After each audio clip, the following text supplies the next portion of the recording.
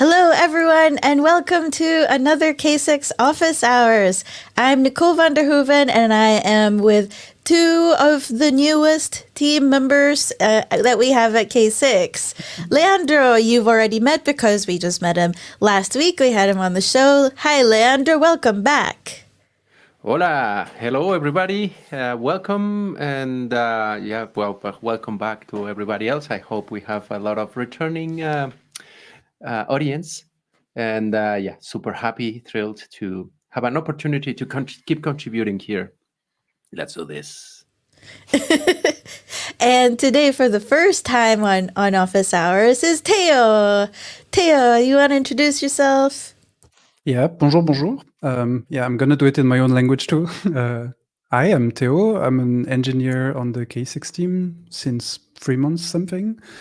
And I'm here to hopefully make a bit of clarity on what I've been working on, what I do here, and answer all the questions that might come my way. Sorry.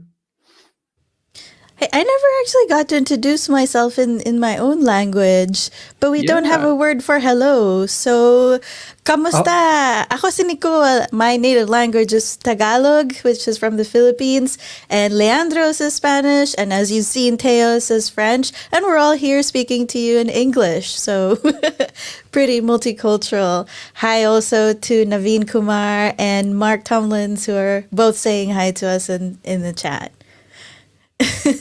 Théo, why did you join K6? Wait, when did you join K6 actually? How has it been a month already? It's been 3 months actually. Time flies. Oh, wow. Yeah. So you beat me. And it seems. I'm sorry. And why did I? Well, as an engineer, I don't mean to be arrogant with this, but we're quite courted, I think the English word is, where everyone wants to hire us to help them with their projects. So we have the choice. And I have to say that I was in a transition period, and when I was approached by Grafana initially and talked to the team, it's really what helped me with this choice. Like, I really had a great feeling that the people were fun, open-minded, professional, and the project was also very interesting. In my previous job, I was a client of K6, so I was kind of familiar with the tool, and it made sense for me to work on something I knew and that I understood the value of. Wow. It's something that right now catches my attention, that you are that a specific intersection of a developer and as well a user of the performance testing tool oriented at developers. Like, doesn't sound like we have to make you drink any Kool-Aid or get convinced. Like, you already impart why you are here, and I'm curious of hearing some of those intersections. How do you feel, or what do you think? But let's wait a moment, keep introducing all these matters. Would you like to say, what do you actually do at K6, Théo? That's a good question. Maybe I shouldn't have left it so open-ended. It's pretty open-ended, but I'm an engineer on the team that's basically answering your GitHub issues and pull requests. So I'm on the team that maintains the open source part of K6, which is what runs behind the hood everywhere behind K6, even in the cloud. So basically, you could say, like, I think the official job title is core maintainer, and that's most of what I do, basically. So I work on the code base and the functionalities of the core of K6. I like that you mentioned the community part as well, because I always think that's a cool thing that our developers do. They are the ones that are primarily responsible for answering the community questions. So I really hate in other tools, I mean, not just load testing, but like other apps, that sometimes when you have a question, you go through like salespeople first, and salespeople who can't really answer at a technical level. But that's not the case at K6. because documentation and support for the community is a part of a developer's job, at least for the core maintainers, right? Yeah, I think that's true, and I think it's a good aspect on both sides. So I think our users benefit from it because, and of course I'm a bit biased, but even before I joined K6, like it's a project that struck me because the documentation was so good. And I also think that as a developer now, I also see the value for me of doing this. So I can see what people care about, what they want, and I also get to help them. So we have this forum where people can come and ask questions. If you have any questions, come around. We're there to try and only help, because sometimes we don't have the answer, but we try. For the problems that people might encounter. And for me as a newcomer on the team, it's actually super helpful too, because I get to dig into the software and dig into the ecosystem to try to find the answer, which means I learn the ecosystem and I learn the tool and the process too, and I get better at it. So I think it's really a win-win situation. Yeah, it's and I wanted to add, not that we hate any salespeople or anything, but sometimes the way that they are given that chore of giving support maybe is misplaced. I mean, they do the role. We like you guys as well, but I think it's also awesome that Theo, you come in and you start to provide support, but from the team, from everyone else doing the same, you're getting support, you're learning, you're starting to get a better grasp on things, and I'm sure the experience, as you say, is being a blast, right? I didn't expect it, because I think the last 7 years in my previous job, I was not facing users that much, and I took it with maybe a bit of naivety, but it's something that as an engineer you often do, like answer questions on Stack Overflow or things like this. I also like to mentor. I've been mentoring a few engineers during my career, and it's something I enjoy. And there was a side effect I didn't expect, which is that I somehow was self-mentoring through this experience, that people would ask questions I didn't expect, or you also have like partial information. Like very often when you're inside the company and you don't understand something, you can just ask, and you can keep asking and refine your question until you really understand the context. But when someone comes, posts something on the forum or on Stack Overflow, you only have partial information. And it's also very interesting in terms of communication. How can I ask for more context very efficiently? How can I make sure that I understand the question, that I answer the question? And it's really like, in French we have an expression which I guess translates roughly to, it's a beneficial circle as opposed to a vicious circle. And yeah, but I didn't expect it, but that's really my experience. It's something I want to interject. Sorry, I just wanted to say, I very specifically said salespeople who don't know what they're talking about, because there's like sleazy salespeople, but we have actually empathetic salespeople who have used the product. Like, there's a pretty big difference. Yeah, I mean, it depends on the approaches. It's everyone has their roles, and some organizations decide to do things differently. That not on the people. Well, I've met some that. Let's not go that rabbit hole. So I wanted to mention as well, Théo, that you were saying that sometimes people asking questions can cause you to re-examine or reconsider points of view that you held that you had not really thought about. And I think that this is one of the reasons why we have a week of load testing. So for those who, I think we've talked about it a few times on the show, but for those who don't know, at K6 there's a tradition of your first week or so. I don't think it's really that strict, but the idea is initially you're supposed to go and try out whatever part of the product and the SaaS platform that you want to focus on, the parts that you think are interesting, and let us know what it's like from the point of view of a new user, because that fresh perspective is super valuable, especially when we have people on the team who have been working on this for over 10 years. Just having someone say, like, actually, this isn't intuitive. It's super useful. It is. And I also think that it's, in my experience, it's fundamental to have fresh eyes. And if I were to start a company of my own, I would be constantly looking to hire new people because it helps you improve. And I really liked this experience. It was really cool. And I also felt that my feedback was welcome and also well received in the end, because I'm French, and if you don't know, we tend to be a very critical culture. We made the revolution and all this, and it's deep. It's rooted deep inside of us. And I really appreciated that this was first possible, because it's true that I imagine in certain companies you jump on a job and you're like, hey, do this, and you don't even understand the big picture. So this was key to understanding the big picture.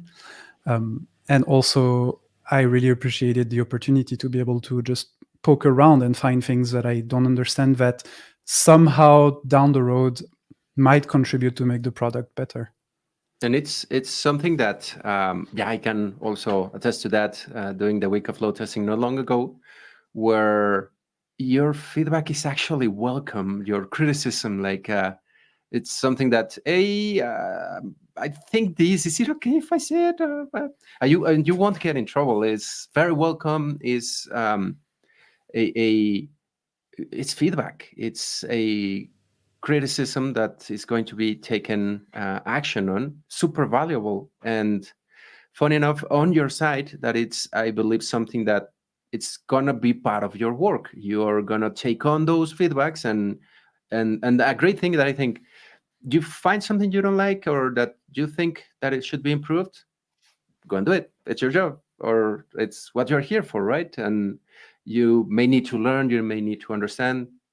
And that part that you mentioned, like I think it was Richard Feynman and probably maybe many other people that said something like that you truly understand when you can explain the topic, that you can or you have to, like Nicole, you and I may be on that chaos engineering. We need to learn, oh, what is it? Let's have to explain something around chaos. And we've been on those places, and sounds like you have lots of fun in that area. Yeah, I think that this whole series, this K6 Office Hours, was born out of my desire to learn in public. I have people on that I respect and who are experienced and knowledgeable in areas that I'm not.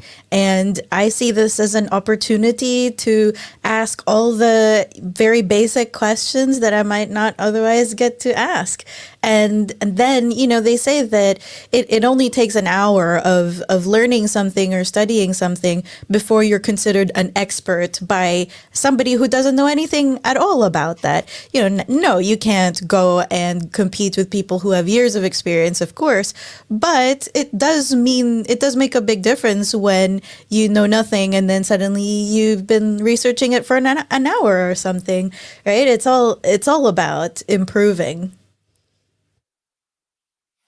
I also think, like Leandro, you mentioned Richard Feynman, and it's one of my personal heroes. And I actually live by one of his mottos, which is what I cannot create, I do not understand. And I think it relates to this too. It's really important that to understand something, you need to be able to, to own it to a certain extent. And so for me, I know that part of this path is to starting by using something as an engineer, someone who builds things for a living, like abstract things, to be able to also put myself in the shoes of the people who are going to use it is really key to design things that make sense and address real world problems and real world needs, actually.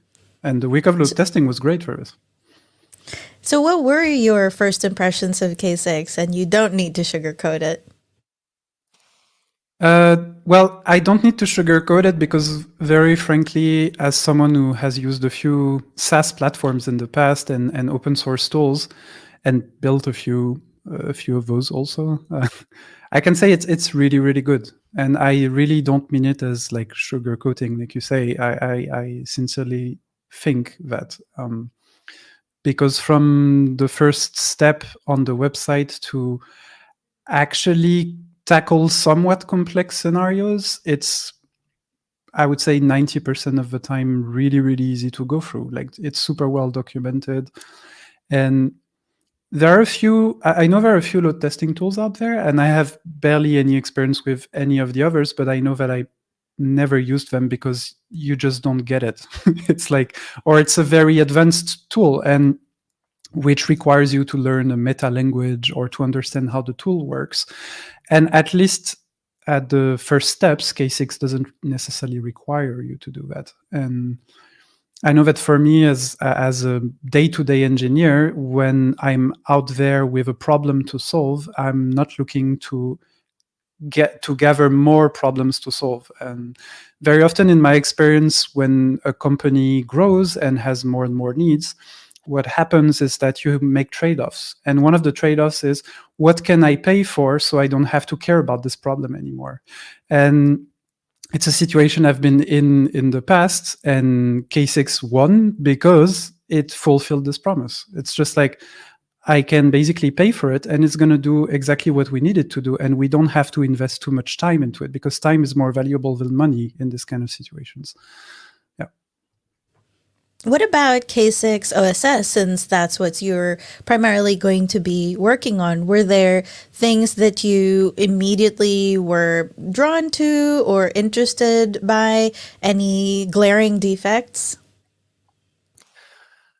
I know the team is not going to like me saying this publicly, but No, say it.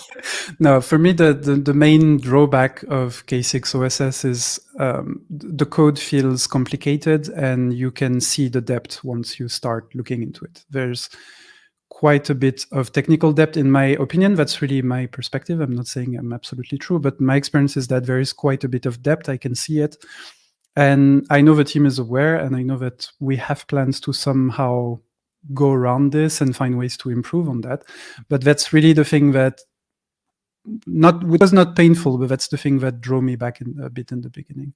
Now I think I start getting over it, but it is one of the things. But on the other hand, my experience is that designing a perfect tool like this is hard. It takes time, and as soon as you start spending time on development on something, you accumulate debt, and it's unavoidable. And multiple people work on it over time, and they have different visions, they have different ways of doing things. It just happens. But on the other hand, I find that it offers a solution to a very, very concrete problem that's very easy to use, very easy to, to configure, very flexible too. And yeah, like I can think on top of my head of a bunch of other tools that are somewhat similar, but not really. But this one kind of nails a very, very specific, specific need, which is, I built the service. Will it actually survive its launch, for instance? And also, I have to say that having this CLI tool, having this command line tool, in my perspective as an engineer, it was key also, because it's something I work with all day long. And as a developer, sometimes products that happen like in a browser or something, they get in my way. I know exactly what I want the tool to do. I know how to tell it to do it. So sometimes I have a bit this attitude of, just give me whatever tool you use internally and I can deal with this. So yeah, I think it's a really, really good tool. And I do wish that on certain aspects we should improve it. And I think we will. But everything takes time and energy and consensus also. It's very important.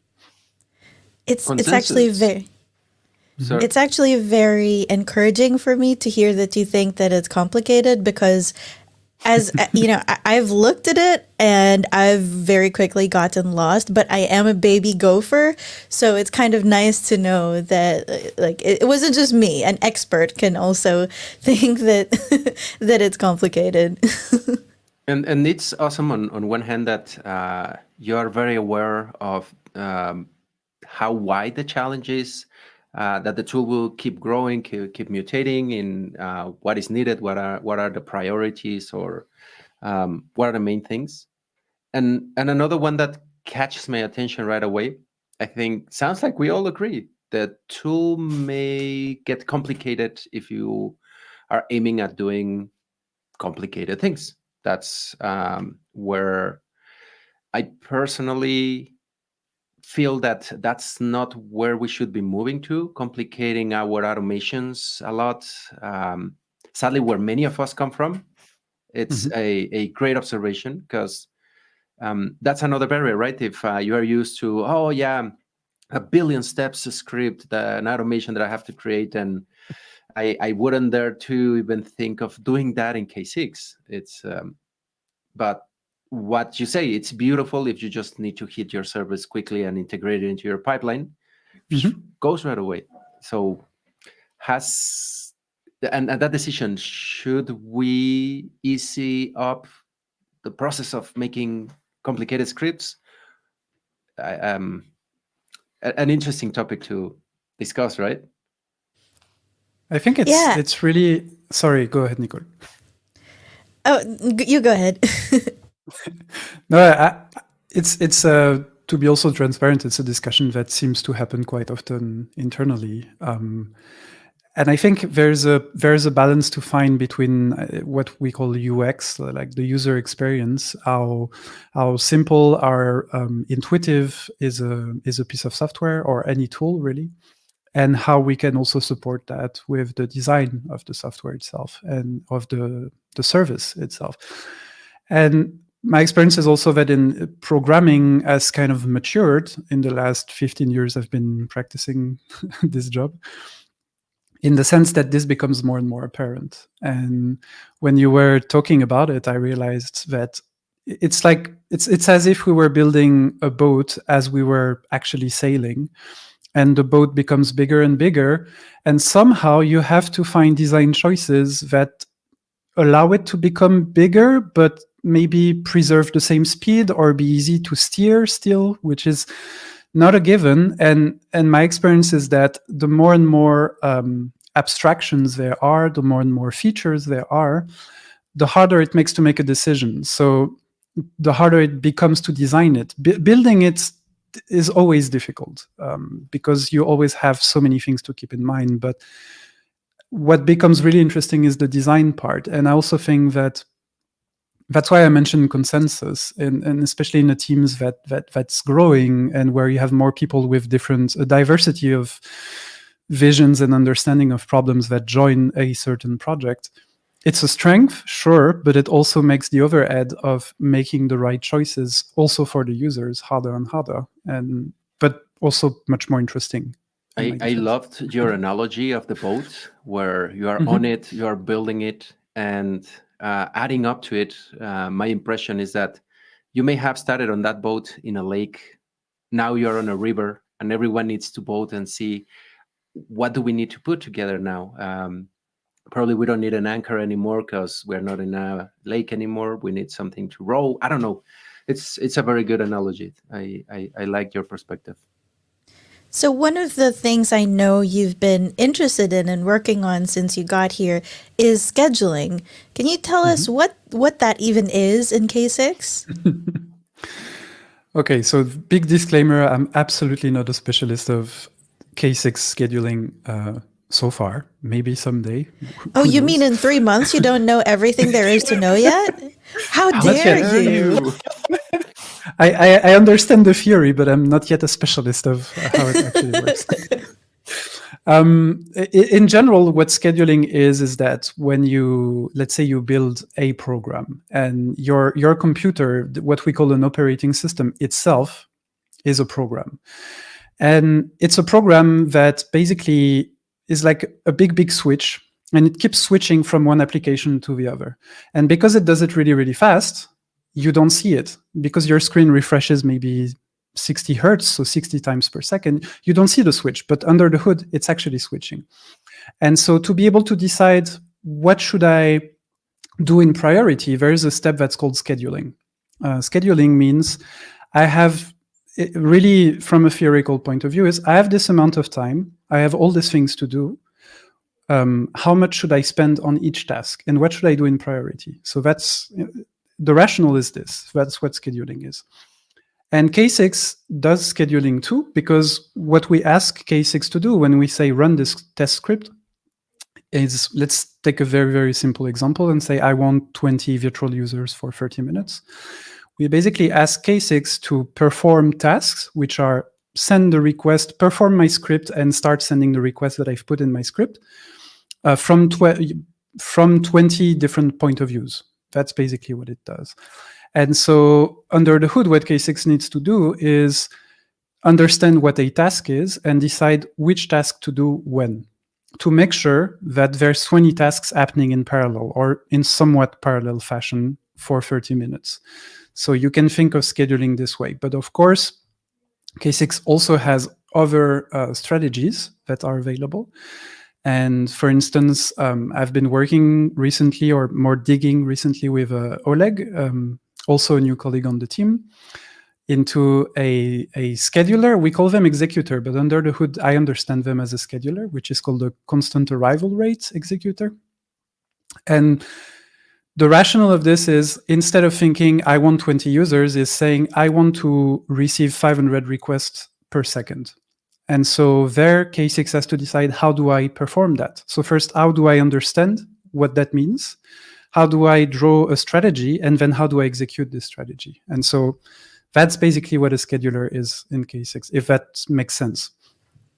Yeah, that totally does. I think that's one of course, there are a few things that differentiate between a load testing tool and a pure manual, like functional automation tool. But one of them is scheduling, because it's not really, when you're running some sort of functional automation test, it's not as important how many users are run when or for how long, or you don't really need to see the load profile. It's more about checking the functionality of it. But I would imagine that the same thing that makes it so integral to a load testing tool is also what makes it so difficult, because it has to be done right. That's one of the keys of it. Like, that's one of the main features of K6, right? And absolutely. And it comes with a bunch of problematics that are fundamental to computer science. For instance, you run this program on a given computer with a given architecture and a given number of programs that are running next to it. So this has an impact on it.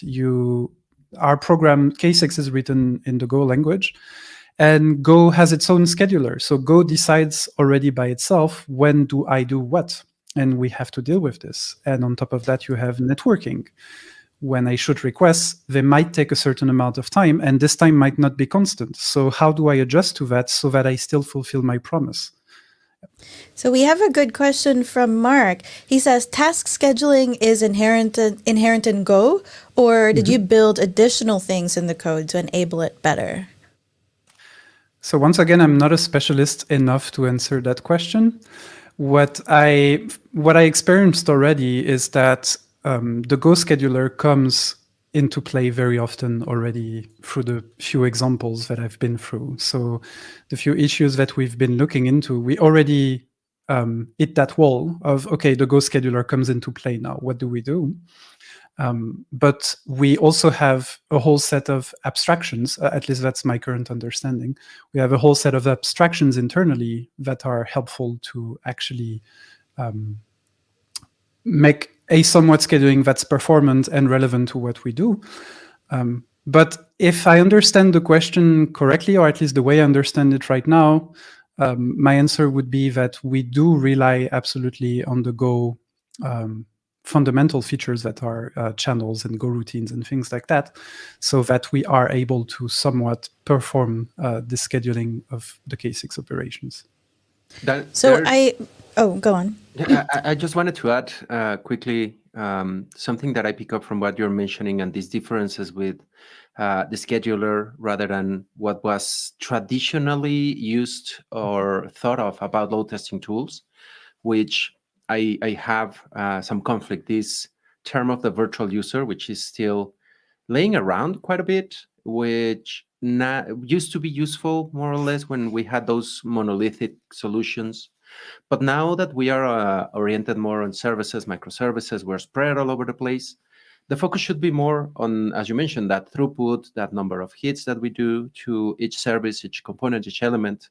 And I think that type of work will be very welcome on one hand to help to it's not like a misunderstanding, but a practice from the past that I think should be, I mean, service consultant in performance and load testing.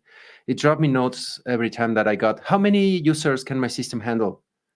And I think we talked in other office hours. Are those users sumo wrestlers or Victoria's Secret models? Like, what is the weight that they will bring into the picture of the application is very different than if you think weight. What is the weight in the application rather than number of people? So I think it's something that you are kind of dealing with, right? Yeah, but I also think I fully understand what you mean, and I somewhat agree, but I also think that there are two different workflows that are supported by K6, and they're very different. And I think what you were describing is very valid from a purely technical perspective. So, for instance, in my past experience, when we actually built K6, it was to verify how many requests per second can we handle. And over time, what is our limit right now? And if we make this change, what will be the next limit we can reach? And from that perspective, I think what you just described makes total sense. But I also think that there's another aspect, which is more from a, let's talk about salesmen and saleswomen. Technical requirements or human side of the request, right? Yeah, but because you also have like this other side, I think, which is more like business oriented, where you're interested in, okay, I'm gonna launch, let's say I don't know, let's name Zalando because it's the first that comes to my Good place, by the way. Yeah, but you could perfectly say we're gonna start this new business and we want to find out that we want to simulate somehow what users would do with it, and we want to see how it performs from the user perspective. Like, is the site responsive, and does it actually reach this kind of user metrics that we're interested in? And I can see this difference. And from the technical perspective, it's actually also fascinating because I think we have to keep both of these workflows in mind when we work. Yeah, absolutely. The front end and the user side, it's. I'm not saying we should stop paying attention to the user side, but on the load testing side, I think it's more on throughputs, user experience, web performance measuring, two worlds that I think K6 and Grafana connect very good. But let's keep into the K6 experience that we have some other things that we would like to know around your experience with the tool.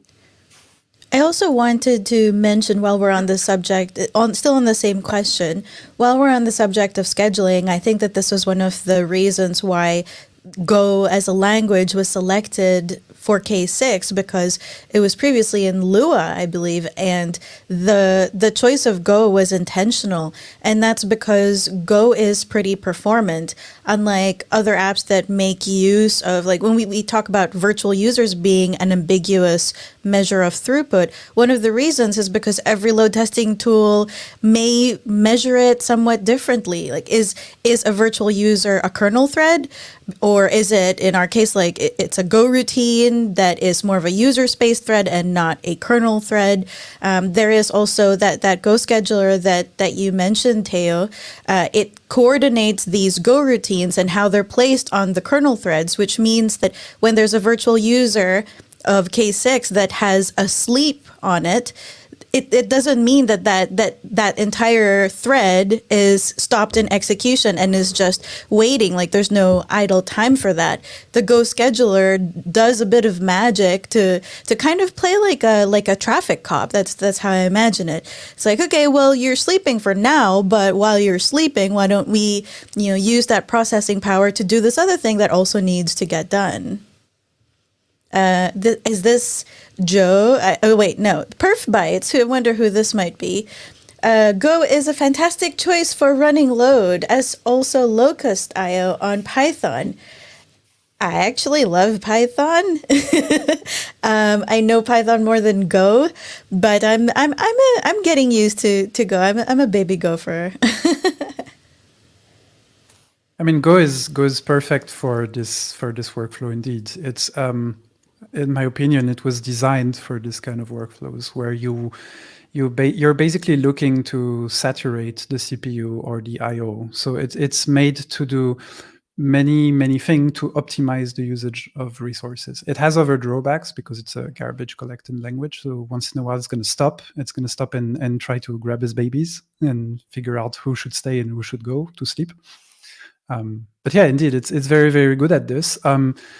I also work with Python for like 10 years or so, and nowadays I'm a bit rusty. I know the language evolved quite a bit in recent years, so I'm really not up to date on this. But I think from my experience and from my understanding of how Python works, that Go is much, much better suited for this kind of job.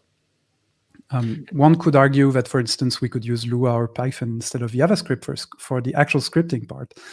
But for the engine itself, once again, I'm pretty rusty in Python, so don't shout at me if I say something that's too old. But yeah, I do think that in standard Python, it would be hard to reach this kind of performance. Well, let's also show the other side of scheduling that most users of K6 might see. So I guess that would be the executors, which you were talking about, Théo. Mm-hmm. So K6 has a bunch of different executors, and I think one of the more intermediate uses of K6 would involve choosing which one of these is most appropriate for your situation. So I do have an example here that I wanted to show.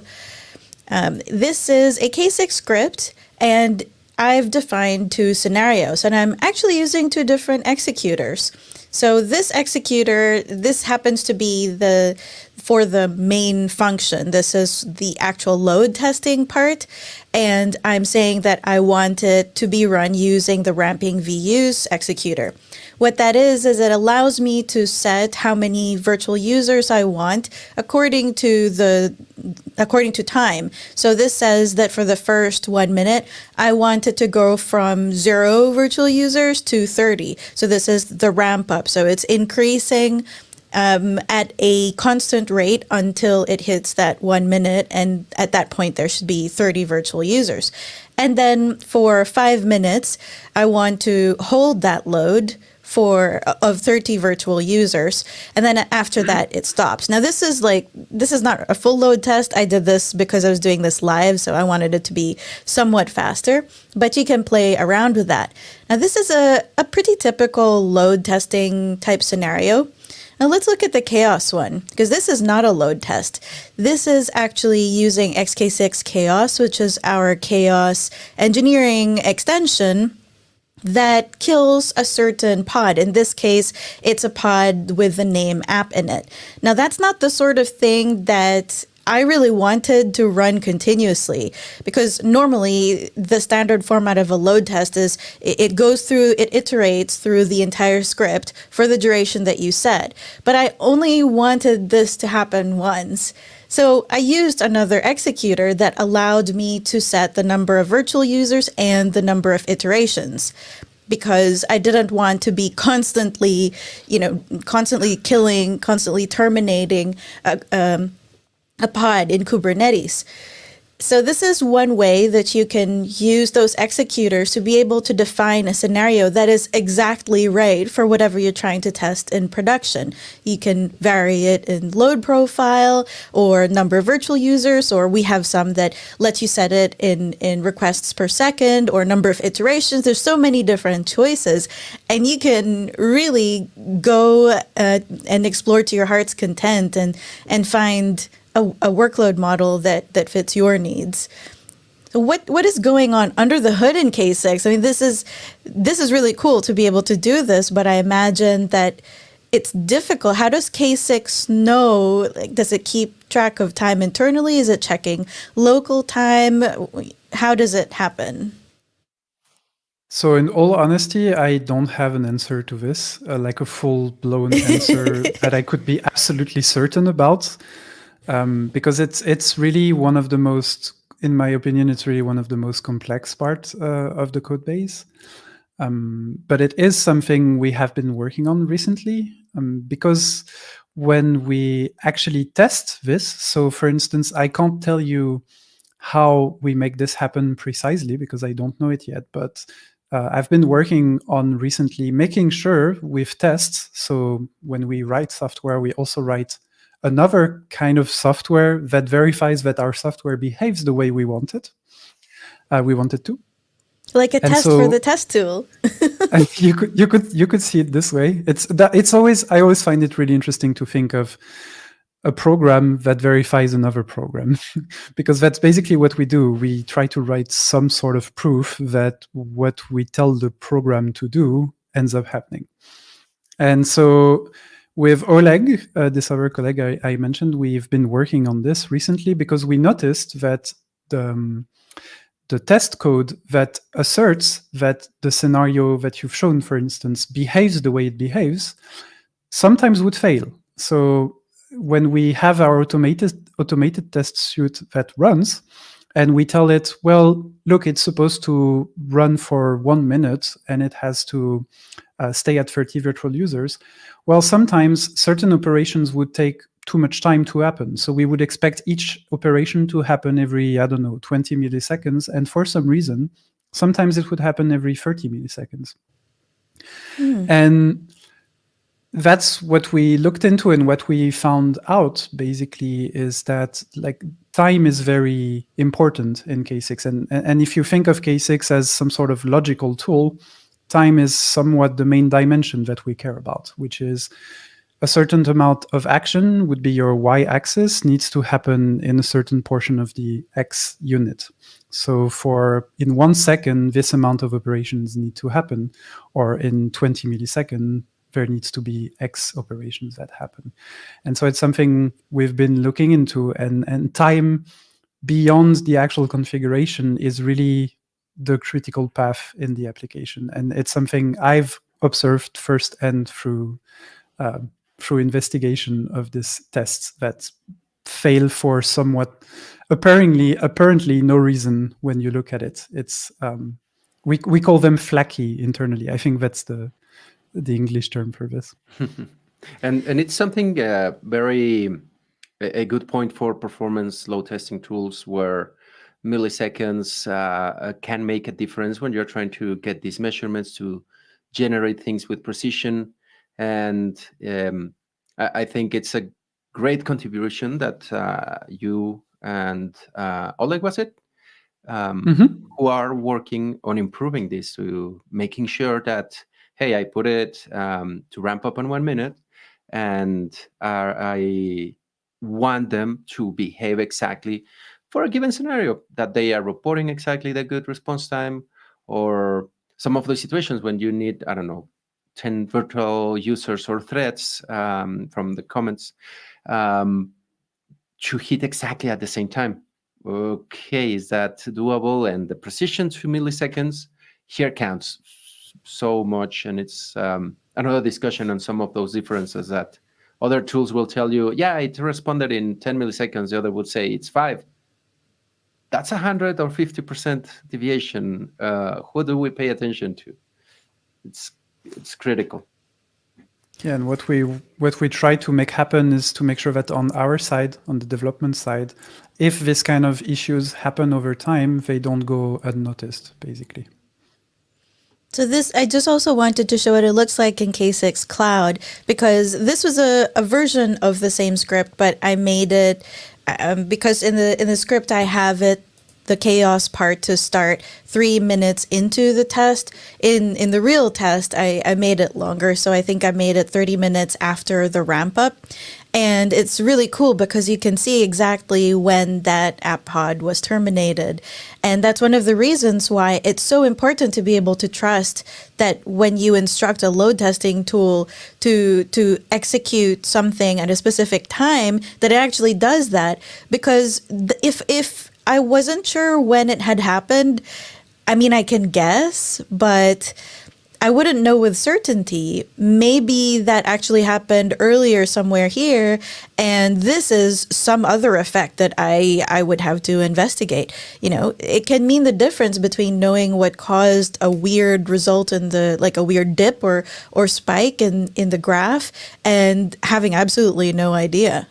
Good luck correlating a trace of events, what happened or what caused. Yeah. If you cannot rely on what is generated or what is telling it you when it was generated. Yeah. Absolutely. And Mark is also saying, virtual users are so last century, don't you think? Yeah, we Oh, were just yeah. talking about that. He's also said, seriously, most of my load scripts are at the API level and not correlated exactly to a number of real users on the front end. Well, yeah, definitely, because sometimes it's also not in the company's best interests to have that one-to-one correspondence. I think that we use the reason that we used virtual users as a measure, as a shorthand for concurrency, is that for people who aren't developers or testers or load testers, maybe it's more intuitively it's more intuitive to understand, because people understand what it means when a customer experiences this kind of response time. But I totally agree that sometimes if you have 1,000 real users that are accessing a site at the same time, depending on what exactly they're doing, what requests are being sent on the protocol level, you might be able to simulate that with one load test user. So it can be that much of a difference. You really don't know.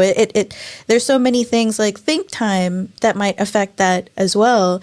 So yeah, I totally agree that it shouldn't just be virtual users that we look at for a measure of load. I think in that, as I said, it's from some needs from the past, the monolithic solutions. Put blame on some tool vendors on pushing too much that term for the virtual users. But another big difference nowadays, we have MVPs in production already. We already know more or less of the load. Because what I could justify in the past is like, we're launching a new big bang solution.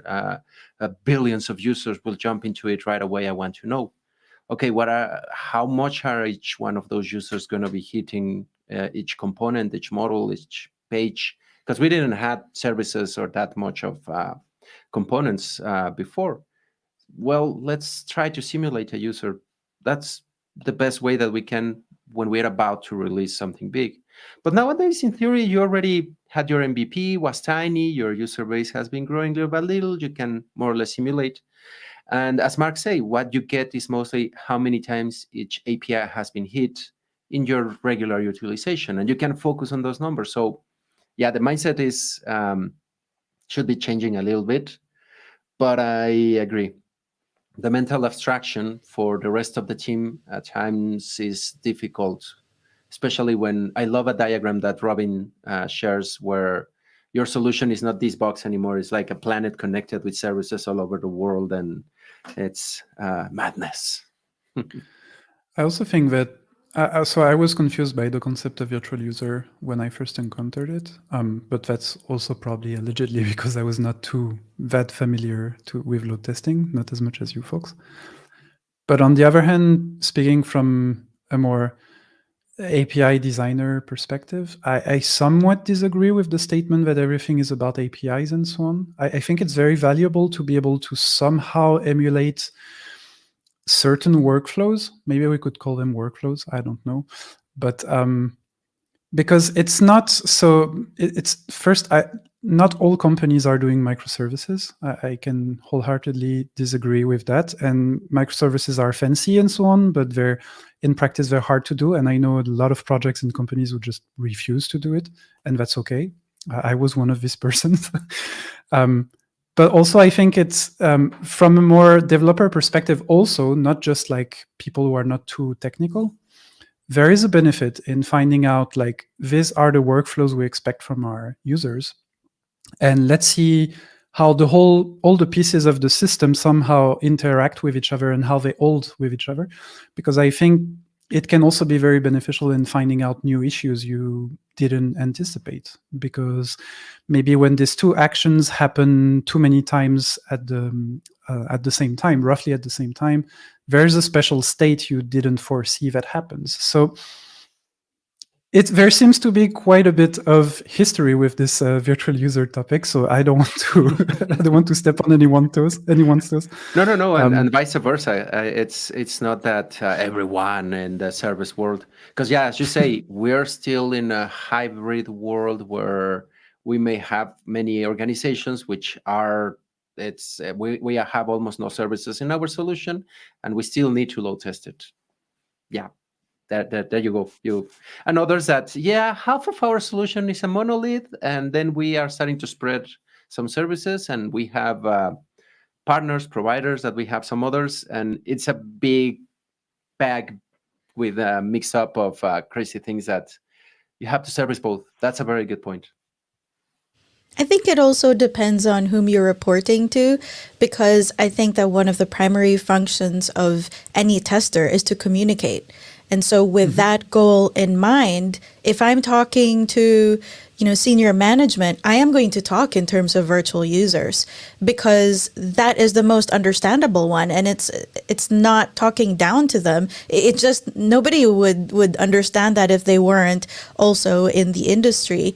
But maybe if I were talking to developers, I might say that, but also add in, well, this is how many requests per second that also equates to. I think it's a matter of who you're speaking to. You deliver the message in the best way to meet the people that you're speaking to where they are. However they might understand it best is the way that I generally tend to explain it. What do you mean? They don't teach services and threads in primary school to everyone? Not yet. So, Soon. Théo, why do you think, you mentioned some flakiness that can sometimes occur in scheduling. Why do you think that happens? One of the reasons we discovered is that because we thought we were only time dependent, but in computers, that's not really true. First, time doesn't really exist. The only thing that kind of exists is cycles. So you do have a clock that tells the CPU, hey, do something. But it doesn't really think in terms of times like we users would. And so what we discovered so far is that where you actually run the test does matter and has an impact on timing. And so one of the sources of the flakiness that we discovered after doing some pretty thorough inspection is that we wrote a test, for instance, that said, well, during 1 second, this amount of operations should happen. And if I check every operation, roughly 12 milliseconds should have been spent. And this is just not reliable, because if I run it on my beefy computer here, which has 16 cores, it's going to have plenty of CPU cycles to do this.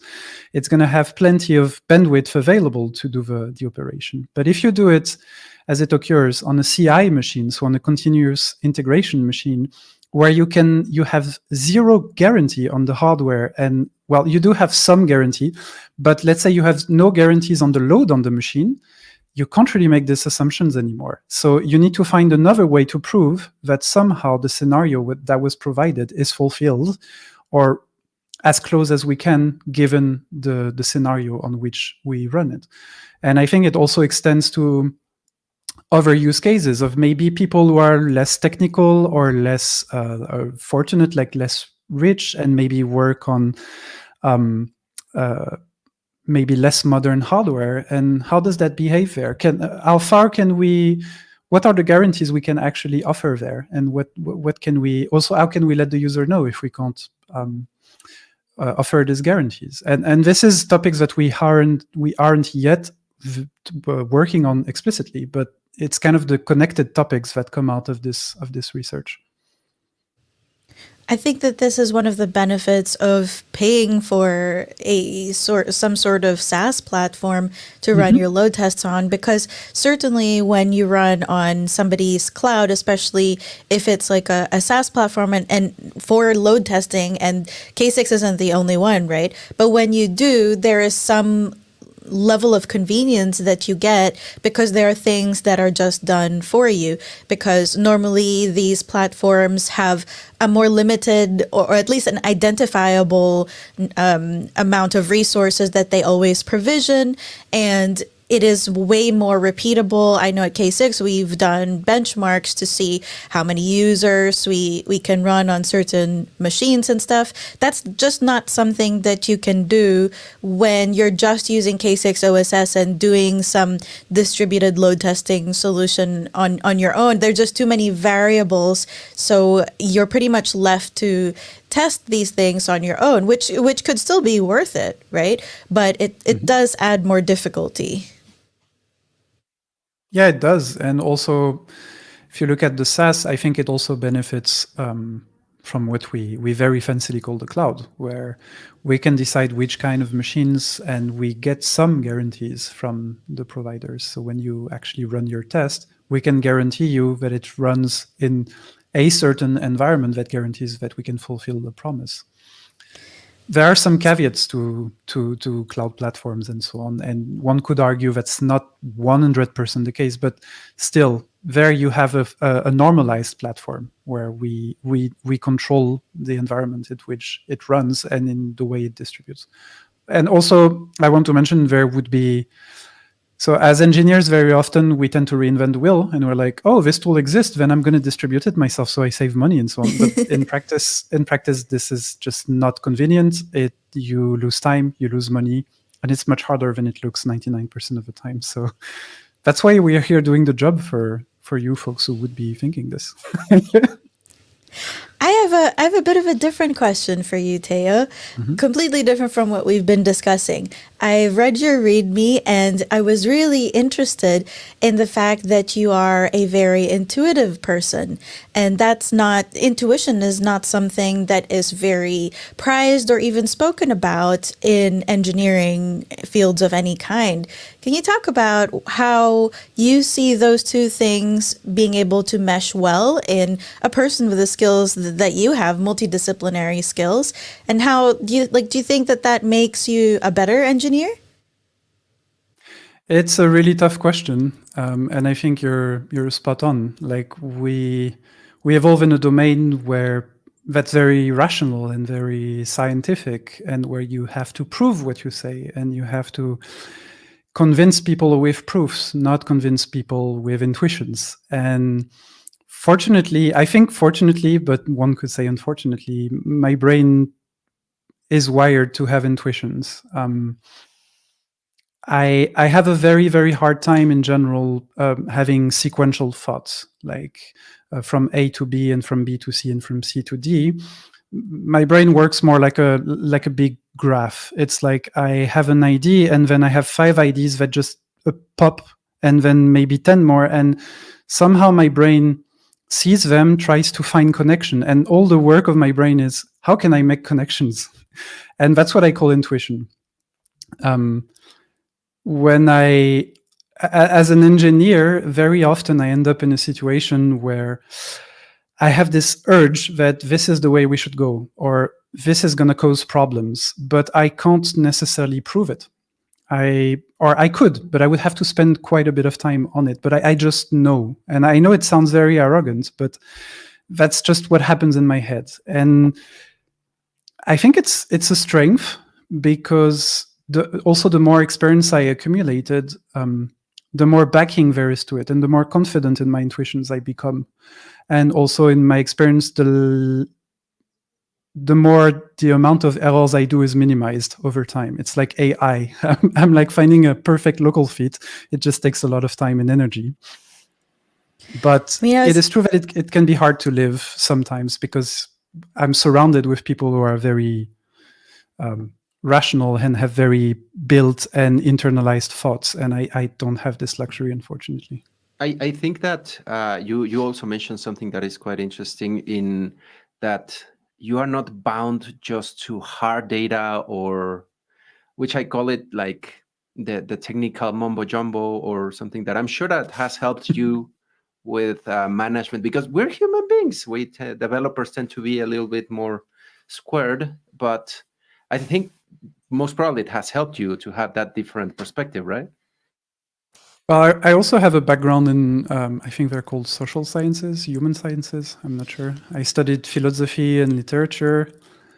I'm also I'm very, an very economics sensitive. graduate. See, I'm a very sensitive person, and I sense a lot of things, and I'm very, for me, being intuitive is being part of being sensitive to a certain extent. And yeah, it's true. Like I think for me, I see it as seeing other dimensions to the problem, and a way I cultivate myself to be able to interface with this world better on a daily basis is I'm very, very eager to learn all sorts of things. I spend basically my life learning just because I love doing that. And I found that it helps structuring my intuitions more.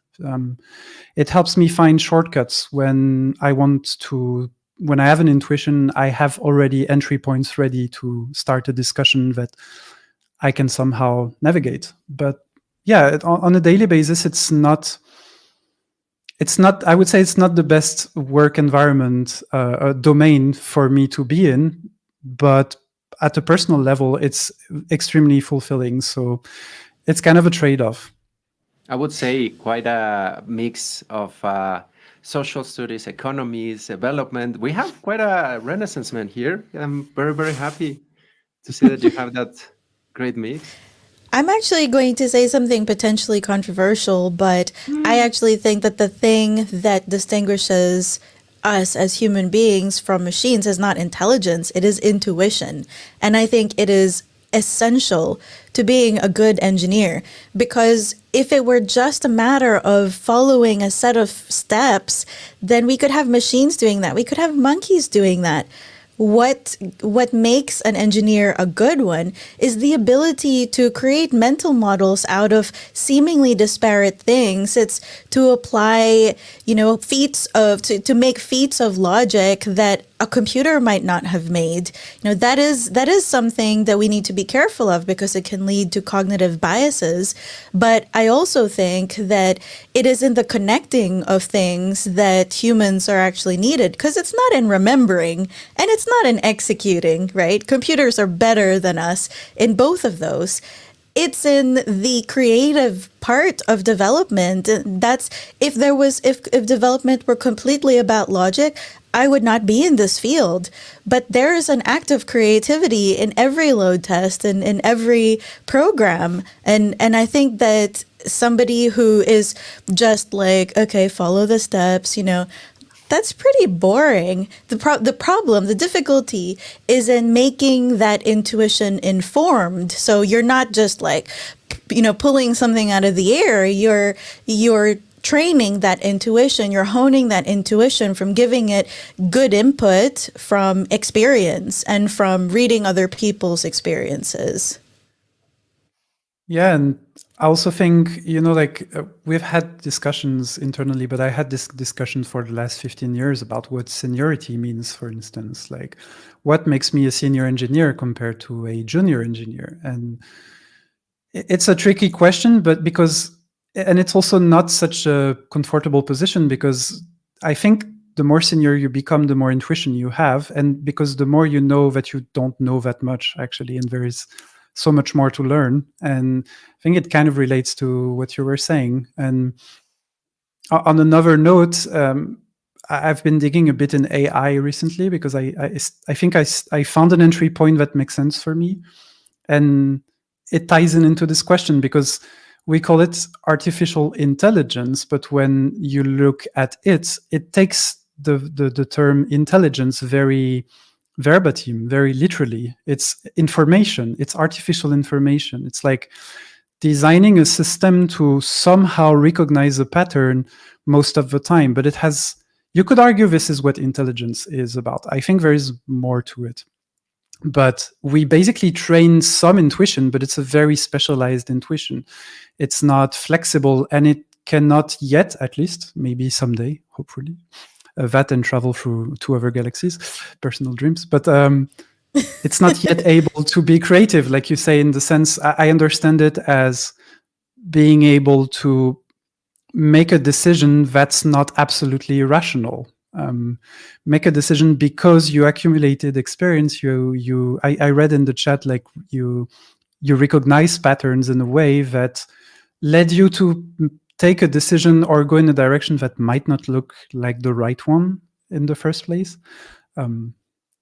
Yeah. I think there's a lot of that, and I also think that's something in my experience that can be really difficult with intuition is that sometimes you're gonna say, I think we should not go in this direction. I can't really detail right now why, but I have the intuition that's the case. And the thing is that if you're right, there's no event proving it. It's like kind of a subtractive process. People are not going to come back to you and tell, no, you're right, we shouldn't have done it this way, because you just had this intuition that we should go left rather than right, because it's going to avoid this terrible event happening. At least in the engineering domain, that's often how I experienced it. I think it's also something priceless, and that I have seen in the performance testing world, bringing those comments back into here, our K6 topic, where that mix of experience, intuition, and it's a very good point, the seniority. Like, I know very young people that are senior, awesome, and I can't believe how much they know and how good they are. And at the same time, old people, like, you wonder what they were doing all those years. But I've seen in performance these people that come and I have been able to do it here and there. Your system is this, blah, blah, blah, blah. You have a problem in the connection pool of the database. Right there, no test, nothing is needed. You have an issue there. Or why are you putting this resource in a tiny pre-production server? Or right away, you don't need to test for it. And that is something that experience, that openness, and that intuition will be hard to match. I do agree. Just to close this off, we had a nice comment on Twitch. I just wanted to congratulate you for the tool you're creating and how you're supporting it with content like this. Aw, that's so nice. Thank you so Bravo, much. Théo. Thank you. Yeah, Théo, it's been really awesome talking to you. I feel like every time I have someone new from K6 on the show, I'm like, we are doing something right because these people are awesome. And we didn't even talk about most of the things that we said that we were going to talk about, but I'm so glad that we didn't. Thank you for being on the show, and thank you, Leandro, for coming as well. Always my pleasure. We always be here. You might be hearing more from Théo as well, because he is going to be doing a K6 webinar for Grafana in French. So that'll be really cool. Wow. We'll announce it here and everywhere in our social networks when it's ready. Also, Leigh and I are going to be speaking at Automation Guild next week. So there's still time to sign up for it. We've both been at several of these events from Joe Colantonio, and it's always very different from other conferences because it's actually very practical. There's a lot of tutorials rather than just abstract concepts, and it's always a blast. The people there are the other attendees are amazing as well. I also wanted to shout out to Jose Luis Torres Millas.